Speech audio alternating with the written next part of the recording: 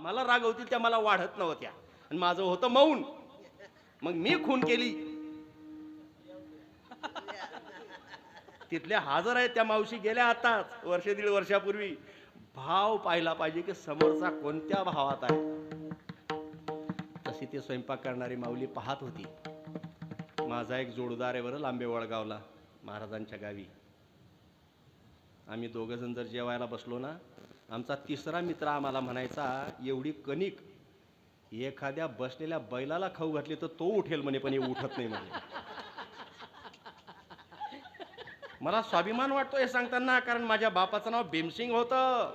मी त्यांचा मुलगा आहे. आणि तुमची कृपा झाली, मला 10-12 वर्ष झाली मी रात्रीचं मरेपर्यंत जेवण बंद केलेलं आहे. 10-12 वर्ष झाले मला रात्रीचं जेवण बंद आहे. कृपा आहे तुमची.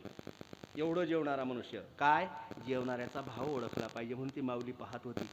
काही काही माणसं जेव्हा आम्ही लोक जेवतो ना, माय माऊल्यांना आनंद वाटतो. बघा माई कसे जेवतात, माई महाराज आनंदाने, त्यांना बनवलेल्याचे श्रम पारितोषिकात बदल झालेले दिसतात. आणि जर बाबा जेवला नाही किंवा त्यांचा मुलगा जेवला नाही, मग त्यांना वाईट वाटतं, मी एवढं जीव लावून तयार केलं, हा का जेवत नसेल. तसं त्या सद्ग्रस्ताने घास उचलला, तोंडात खिचडीचा घातला आणि तोंड वाकडं केलं.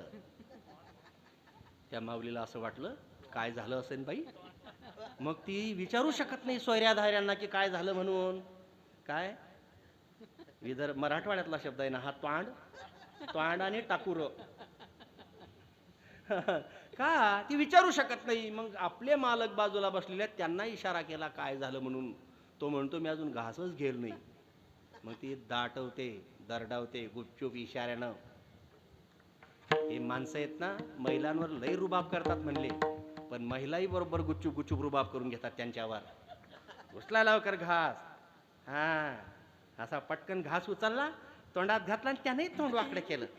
त्या आईच्या मनात जास्तच खतबत झालं. काय झालं असेल बाया, काय झालं असेल बाया.